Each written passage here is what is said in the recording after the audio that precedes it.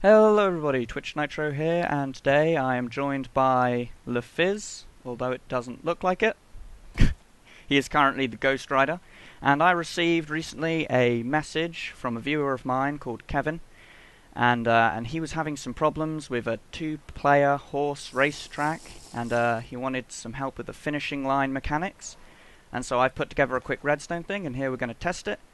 LeFizz is going to use the exact same horse as me for this test. These are clone horses. They're exactly the same in every way, same speed and stuff. So I shall get on my noble steed.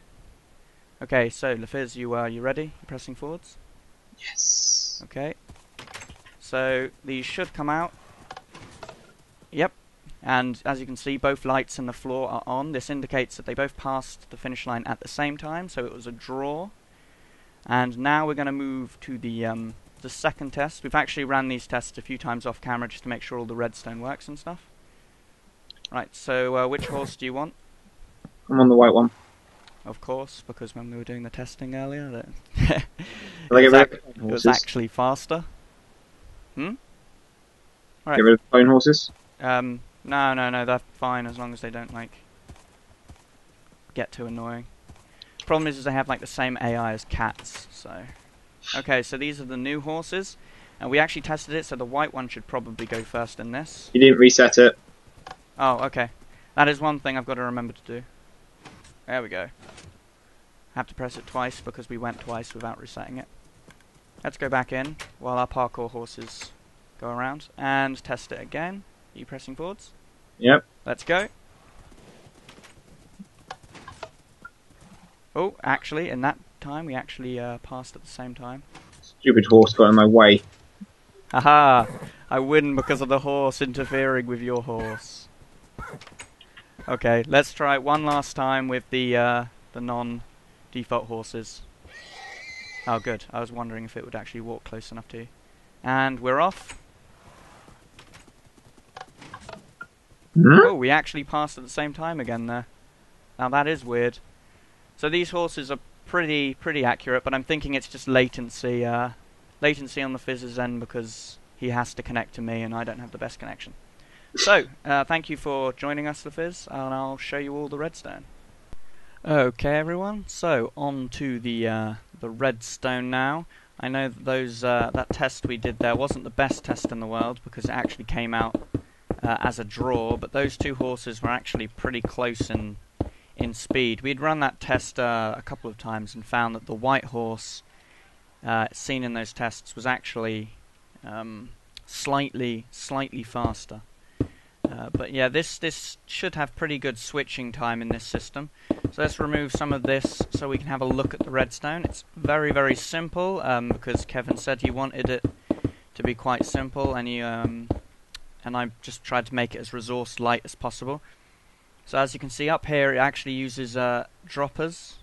You don't need to put a stack of items in these droppers, so you only need 2 droppers for each tower. And then 3 blocks up we have this tripwire, which is actually what activates the system. There we go.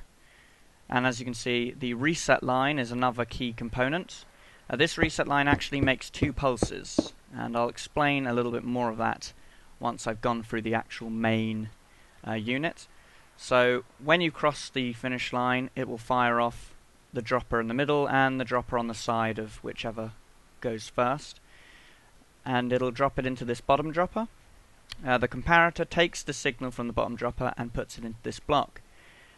This block just has a sticky piston underneath with a redstone block, and obviously once that extends, whoop, it can transmit power into the lamp, which is embedded in the floor. Obviously, you could take this signal and run it anywhere you wanted if you wanted it to display in some other fashion. Then over here is the exact same identical thing, and now here comes where the middle one comes in handy.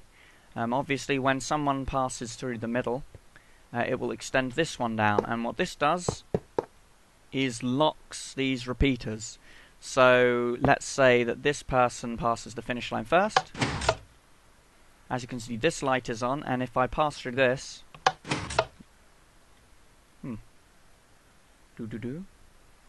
Oh, haha, silly me. I forgot to replace that extremely crucial redstone block. Let's reset the system. There we go. And show you that again. So now if I go through here, this won't update. And that is because this has been locked to off. So it doesn't matter that there's a redstone here. This is locked off. Obviously, if you pass at the same time, it's going to be a draw, so both lights will light up. And that'll make it so both of these are on and locked on. So this is locked on. Obviously, now the reset line. So because this gets fired twice, this will have 2 sandstone in, and this will have 1, and then this will have 1.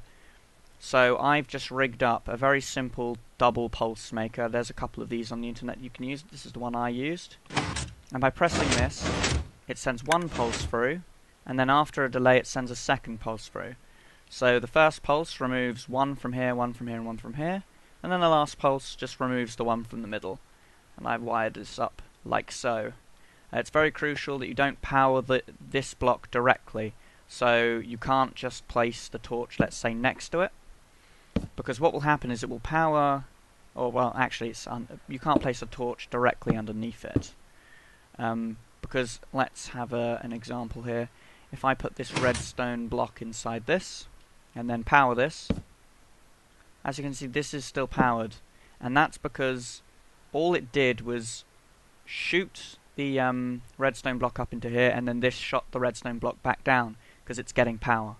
So something important to remember, that you kind of have to power it a little bit like this because of how droppers suck up power. So yeah, as you can see, very, very simple, not too difficult. It goes underneath the track itself, and perfect height for the horses to be on.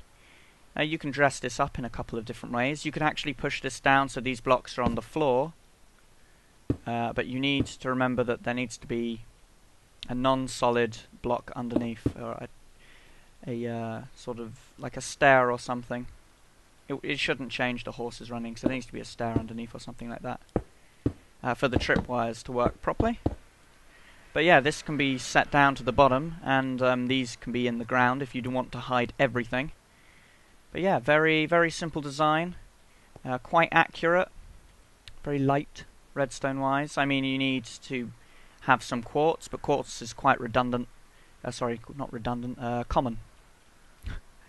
But yeah, very simple. And this is just a very simple thing as well. 2 buttons, 2 fences, easy peasy. Nothing really to look at there. So I hope this helped out for anybody who's making a 2-player horse race track. This is actually pretty short. You should probably make it longer to get a good, consistent result. But yeah, so thank you all for watching. Leave a like if you think that this video can help you out. And yeah, leave a comment if you have any questions. So, I'll see you guys next time. Bye.